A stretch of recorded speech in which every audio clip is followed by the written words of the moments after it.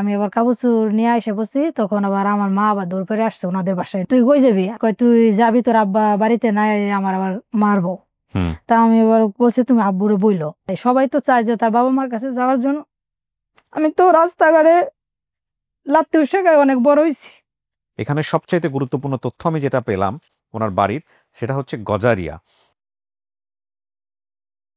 আসসালামু আলাইকুম প্রিয় দর্শক, সবাইকে আমন্ত্রণ জানাচ্ছি আপন ঠিকানায়। আপনারা দেখছেন সকার। এই অনুষ্ঠানটি সামাজিক যোগাযোগ মাধ্যমের জন্য নির্মিত এবং এই অনুষ্ঠানের উপস্থাপনায় রয়েছে আমি আরজে কিবরিয়া। যারা এই অনুষ্ঠানে অংশগ্রহণ করতে চান তারা দয়া করে আমাদেরকে ফোন করবেন। আমাদের ফোন নাম্বার হচ্ছে 09639888777। এছাড়া মেইল অ্যাড্রেসটি রয়েছে, নাম্বার এবং মেইল অ্যাড্রেস দুটোই ভিডিওর কোনাতে রয়েছে। আপনার নাম কি? আমার নাম রবিসা, বর্তমানে আর কি শিউলি আর কি। রবিসা বাবা মায়ের দেয়া নাম? জি। আচ্ছা, শিউলি বর্তমান নাম, ইম্পর্টেন্ট না। আপনার বাবার নাম কি ছিল? আজাহার। মৃধা? আজাহার মৃধা, মানে এমনি আজাহার করে আর কি ডাকতো আর কি। মায়ের নাম? রাবেয়া। সম্ভবত আপনারা 5 বোন 1 ভাই? জি। আচ্ছা, ভাইয়ের নাম? ভাইয়ের নাম আলমগীর। আর 2 বোনের নাম? এক বোনের নাম মানসুরা আর এক বোনের নাম রুমা। আপনার বান্ধবীর নাম মনে আছে? হ্যাঁ, হেলেনা। হেলেনা। আপনার বাড়ি কোথায় হতে পারে? বাড়ির নাম সঠিক জানি না, কিন্তু এমনি আর কি আমার মনের ভিতরে আছে যে গজারি আর কি, এই জিনিসটা আমার। গজারিয়া? জি। গজারিয়া। আপনি বাড়িতে একবার আগুনও ধরিয়ে দিয়েছেন, এটা আপনার মনে আছে? জি। তাহলে আপনি বলেন, প্রথম থেকে বলেন কি হয়েছে, আমাকে একটু বলেন তো। প্রথমে আমাদের দেশে মানে আমাদের খুব অভাব ছিল। তো আমাদের এই একটা পাশের মানে গ্রাম, মানে কি ওনার একটু ধনী পরিবার আছে আরো। ওই আমি আবার ওনাদের বাসায়, আমাকে ঘরে আর কি খাওয়ান থাকতো না, তো আমি আবার ওনাদের বাসায় যাইতাম, কাজ করা দিলে আর কি কটা ভাত খাইতে দিত। জি। তো পরে দিয়া উনি আবার মানে প্রায় যাইতাম, আবার বাদাম টকাইতেও যাইতাম ওনাদের বাসায় বাড়িতে। তো যার পর একদিন নানু আবার তার মেয়ে, একটা মেয়ে সে ঢাকায় থাকে আর ছেলে। তো আমার কইতেছে কি, কয় তুই ঢাকায় যাবি রবিজা? তা আমি কইছি কি যামু নানি। তো উনি কইছে তুই এনে গেলে তুই ভালো পোশাক পাবি, খাবার পাবি, এনে তো খাইতে পারবি। ওই ফ্যামিলির লোকজনই বলেছে এটা? জি না, ওই নানু বলছে। আমি নানুদের বাড়িতে গেছিলাম, তখন নানু বলছে। ওকে ওকে। তো বলার পরে আমাকে বলতেছে, তা আমি কইছি কি আচ্ছা, কয় কি তাহলে তোর মার কাছে কইছিস? আমি কইছি না, মার কাছে কই নেই। তা পরে দিয়া আমি আবার কাপড় নিয়ে এসে বসি, তখন আবার আমার মা আবার দৌড় করে আসছে ওনাদের বাসায়, নানুদের বাসায়। তুই কই যাবি? আমি কইছি আম্মা আমি নানুর সাথে যা, ঢাকায় যাম। কয় তুই যাবি, তোর আব্বা বাড়িতে নাই, আমার আবার মারবো। তা আমি এবার বলছি তুমি আব্বুরে বইলো। তা আবার ওই নানু বললো কি যে ঠিক আছে ও যাক, পরে যাতে ও যদি কান্নাকাটি করে তাহলে আমি নিয়ে আসবো। চর এলাকার মতোই আমাদের, মানে আমাদের খেত আর কি পাড়াইয়া, মনে করেন রাস্তা স্বর্গে উড়া লাগে। তো ওখান থেকে পরে দিয়ে আমি একটা লঞ্চের মতোই, ওই মতো ওটার ভিতরে আমি উঠছিলাম। আচ্ছা। তো নানি আবার আমার নিয়ে গেছে, কিন্তু নদী আসলো। তো রওনা দেওয়ার পরে দিয়ে উনি ওনার ছেলের বাসা আমাকে নিয়ে আসছে। তা আনার পরে উনি আমার বলছে যে আমার মেয়ের বাসা তো দিম। তা আমি এবার গেছি, ওনার একটা ছেলে না মেয়ে আসলো ছোট, হ্যাঁ যে মেয়ের জামাই, হ্যাঁ আবার চাকরি করে। তো ওই আপু আবার আমার মাঝে মধ্যে একটু মারতো।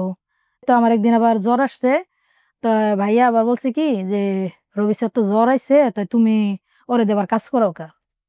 তো উনি আমার বলতেছে যে এই তোর খালু যাই আনিক, তারপর তোর আমি কালকে পিডাম, তুই আমার দিয়ে বিছনা করাইছস।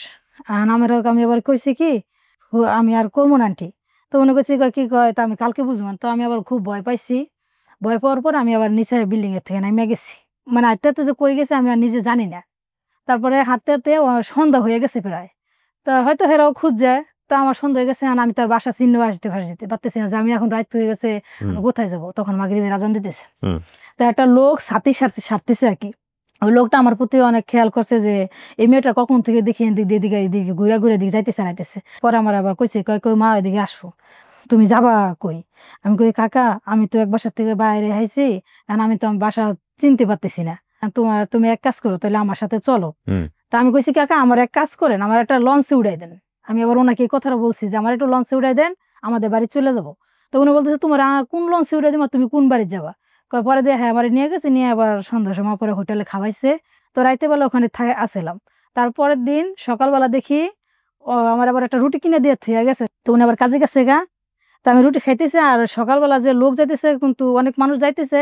তা আমি করছি অনেক মানুষ যাইতেছে, আমি আবার হ্যাগোর পিছনে কই যাইতেছে, আমি আবার পিছনে পিছনে গেছি ওনাদের। তো যাইতে যাইতে যাই হোক অনেক মানুষজন গোলাগুলি না কি এগুলো মারামারি, মানে অতটা করতে পারি না। তো রাস্তার পাশ দিয়ে একটা মহিলা, 2-3টা মহিলা যাইতেছে। আমি আবার যাই বলছি কি, আমি কইছি আন্টি আপনারা কি মার্কেটে যাবেন? উনি আবার কইতেছে কি এই টাইমে এরকম মারামারি হইতেছে, কোন এখন তো সবকিছু বন্ধ, তুমি কোন মার্কেটে যাবা? তো ওনাদেরকে আবার আমি বললাম যে আন্টি এরকম এরকম। পরে সে আবার বলতো কি, তাহলে এক কাজ করো, তুমি আমাদের সাথে চলো। তো ওনাদের বাসায় ওনাদের সাথে আমি গেছি, ওনারও টিন শেডে বাসা থাকে। তারপরে দিয়ে আমার নিয়ে গেছে, নিয়ে যাওয়ার পরে হেরাটা বুড়া, হেরা 4 বোন 4 বোন 3 ভাই। পরে আমার নিয়ে গেছে, হেরাটা ছেলে ছিল, তো আমি আবার হেরে মা ডাকছি।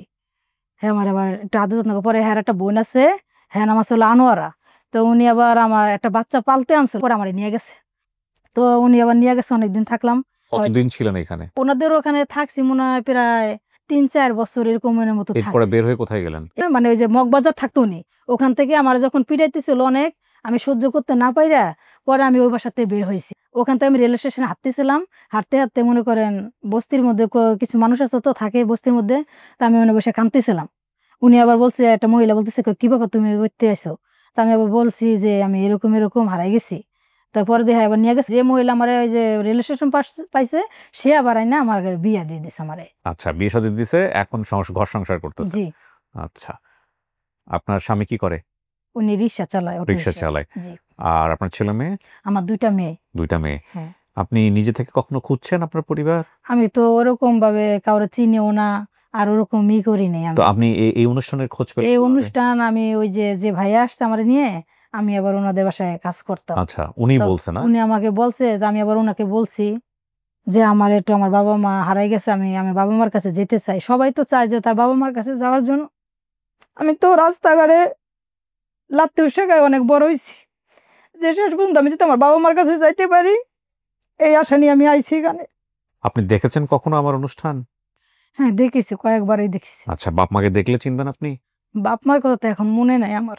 ঠিক আছে, তাহলে আপনি এই যে অনেক কিছু এখানে লিখে নিয়ে আসছেন, এগুলা যারা আপনার বাপ মায়ের দাবি নিয়ে আসবে এদের সামনে বসে আলোচনা করবেন, ঠিক আছে? জি।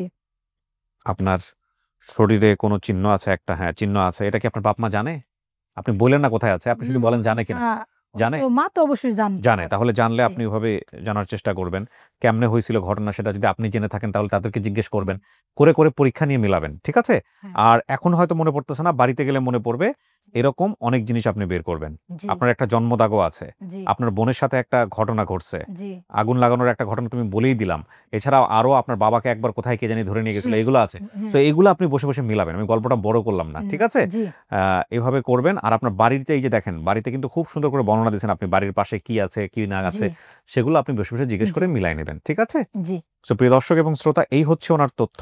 এখানে সবচাইতে গুরুত্বপূর্ণ তথ্য আমি যেটা পেলাম ওনার বাড়ির, সেটা হচ্ছে গজারিয়া।